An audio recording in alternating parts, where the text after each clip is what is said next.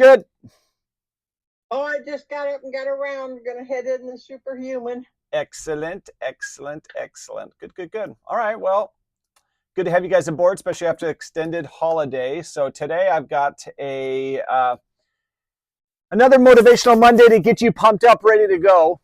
But today I want to share a concept that completely changed the way that I look at success.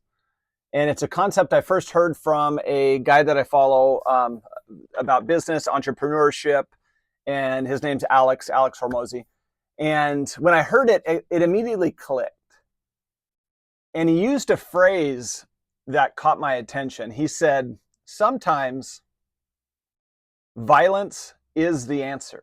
Now, before you think I've completely lost it, he's not talking about violence towards people.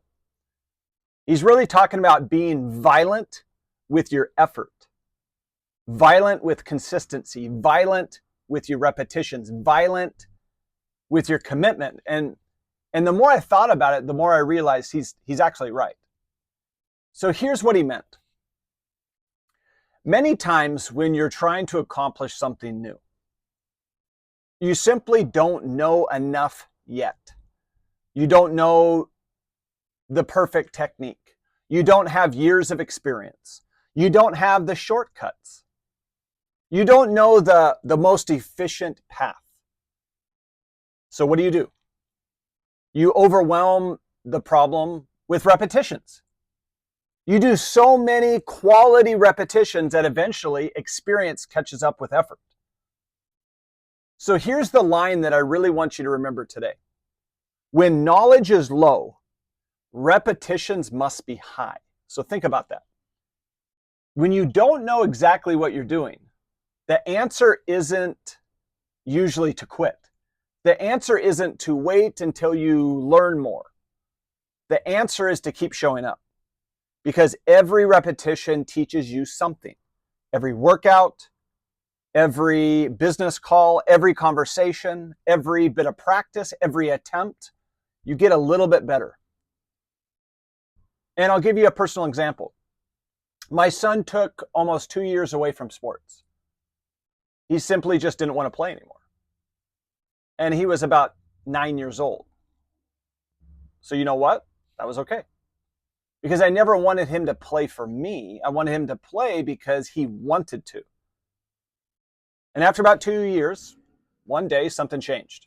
And he came to me and said, Dad, I want to play basketball again. I want to play baseball again. But I don't want to just play. I actually want to be really good. Now that was different because the motivation was all his. And I also just had to be honest with him. I told him, you're behind. It's funny to say that to an 11-year-old. You're behind. Not to discourage him, just to help him understand reality.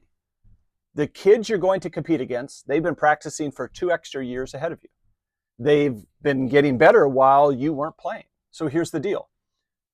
Average effort isn't going to catch you up if you want to be great. If everyone else practices once, well, we have to practice twice. If everyone else takes the off season off, well, we're going to have to work through the off season. If everyone is walking, the only way to catch up is you have to run.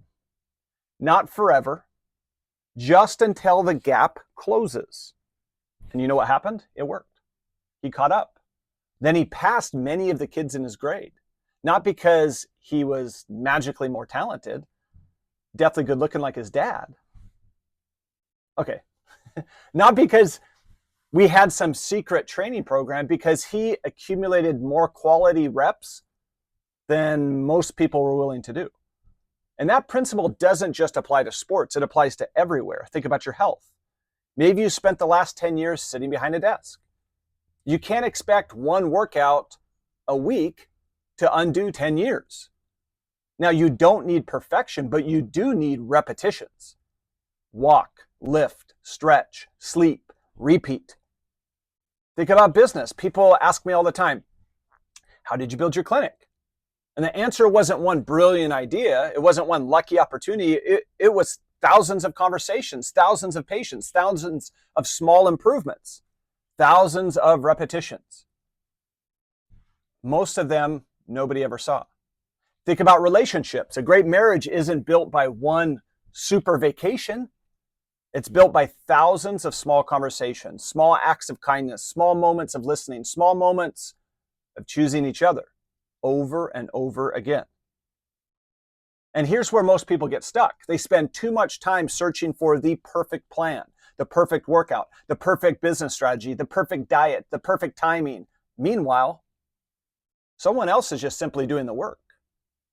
So here's what I've learned.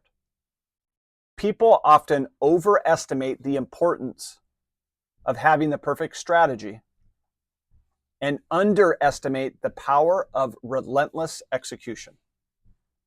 Now, don't misunderstand me. Strategy matters, technique matters, knowledge matters. But if you're behind, your greatest advantage isn't finding a shortcut, is doing enough quality work that your experience eventually becomes your advantage. So here's the challenge I have for you this week. Ask yourself this one question. Where in my life am I trying to think my way around the work? Where am I looking for a shortcut? Where am I hoping for faster results without more repetitions? Then ask a better question. How many repetitions would make success almost inevitable? How many repetitions would it take that success, not being successful, wouldn't be reasonable? Now, it doesn't mean it's guaranteed, but it's high likely that you will be successful. And then commit to doing those actual reps. Because remember this, if you're behind, don't become discouraged, become relentless. Because while everyone else is looking for the easiest path, you're building the strongest foundation. And one day, people will look at your success and call you talented. They'll call you lucky. They'll wonder how you got so good. They'll never see the thousands of repetitions that made it possible. Because success isn't usually one big moment. It's the accumulation of countless ordinary moments repeated with extraordinary consistency. So if you're behind, don't panic. Don't compare. Don't quit. Just remember this. When knowledge is low, repetitions must be high. Now, go get your reps in. Go have a great week. This is a great week to catch up after the holiday. So let's go. Go grow some muscle. I'll see you in the gym.